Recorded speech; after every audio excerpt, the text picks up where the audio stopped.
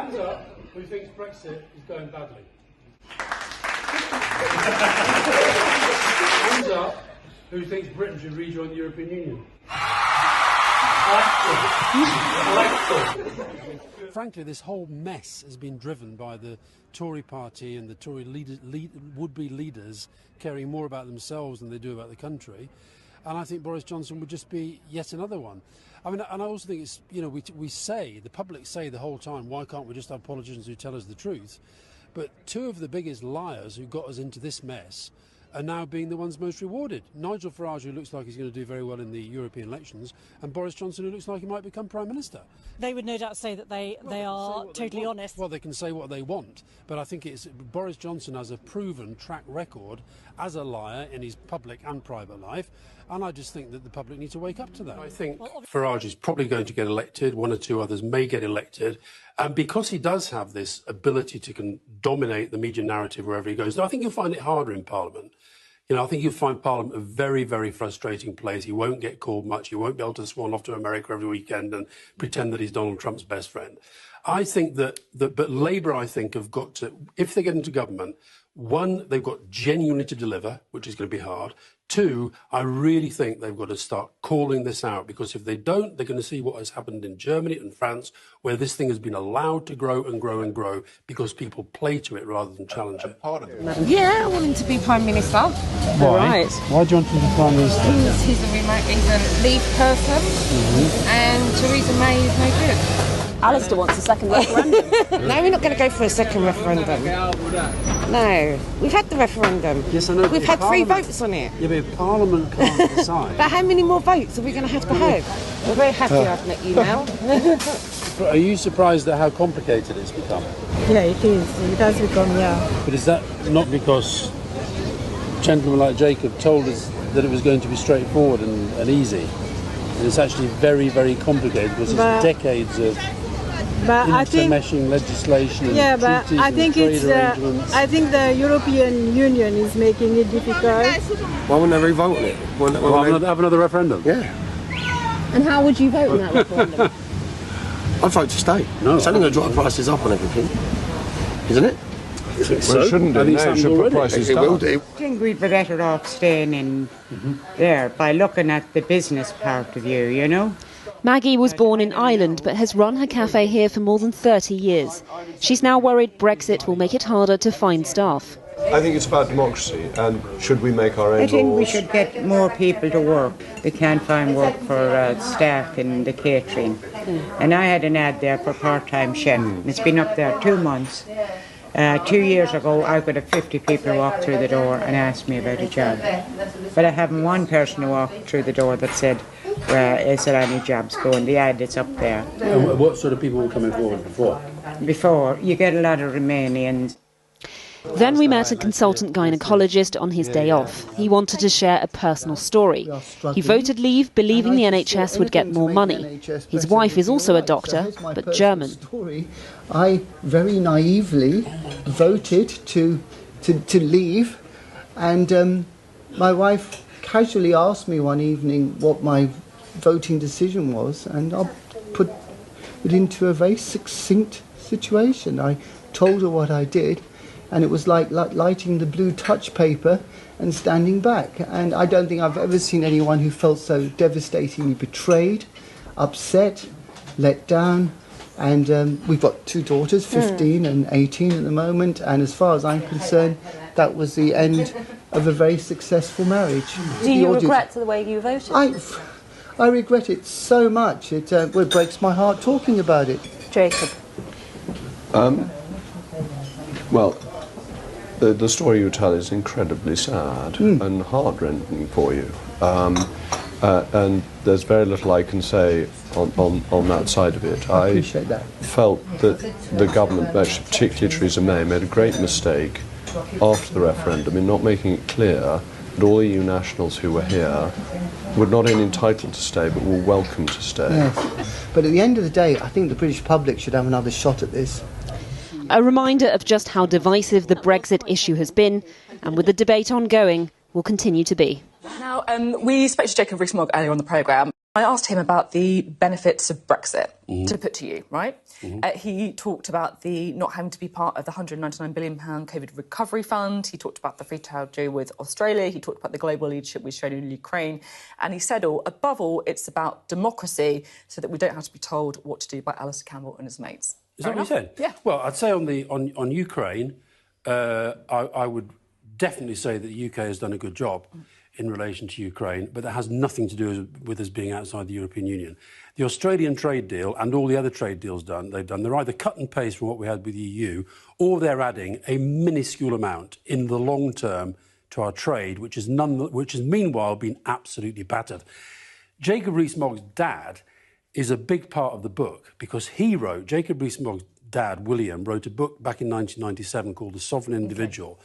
And that is what Brexit is about for the Jacob Rees-Mogg types. And it's sort of in your interview, it's about getting rid of taxation, getting rid of regulation, and actually getting rid of democratic control. So I actually think if that's the best he can do for the benefits, given he had the job, Secretary of State for Brexit Opportunities, it underlines to me the fact that Brexit is going very, very badly wrong. What about not being told what to do by Alastair Campbell and his mates? Well, I don't think I'd tell anybody what to do. He's an elected politician. The government has the power.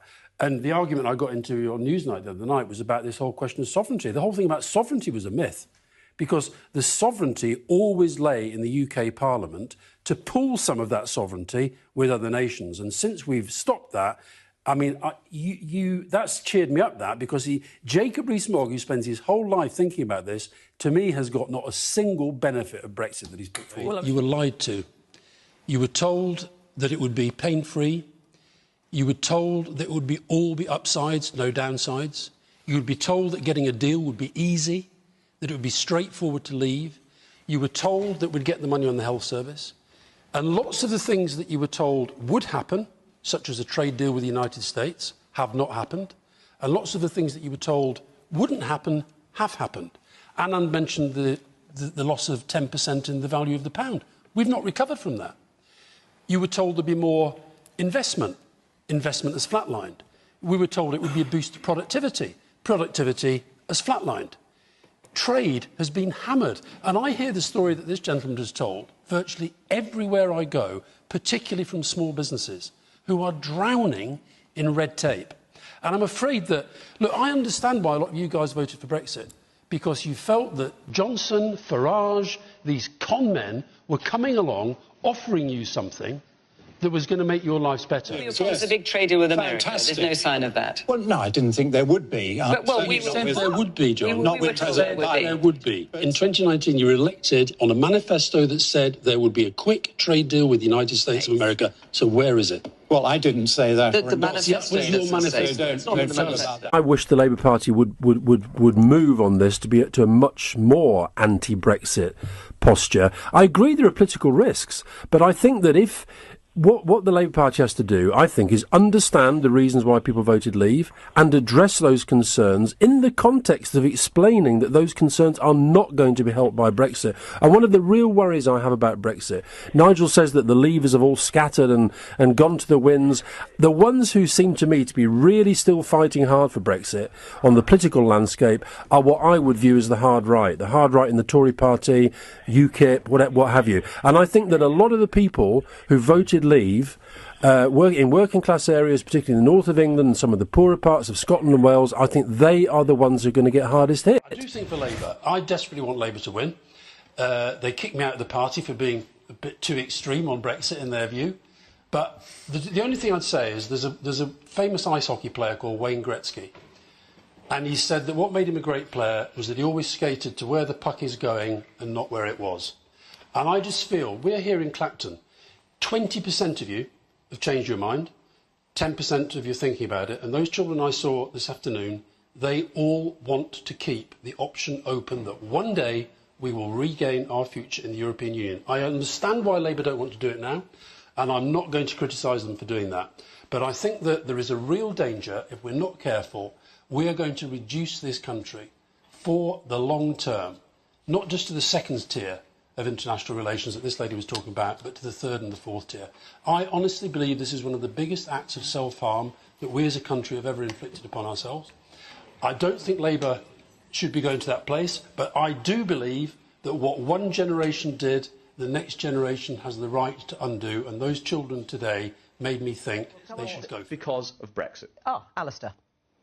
Well, it is not 100% because of Brexit, but it is to a large extent because of Brexit. And also, this idea, I've just had a holiday in France. I didn't see any empty supermarket shelves there. I didn't meet any unemployed lorry drivers. They do not have the same issues, and that is all part of the gaslighting. That is the one thing this government is good at. And I just wish, he was talking a minute ago, Andrew and Anita were both talking about the need to sort of address problems as they are.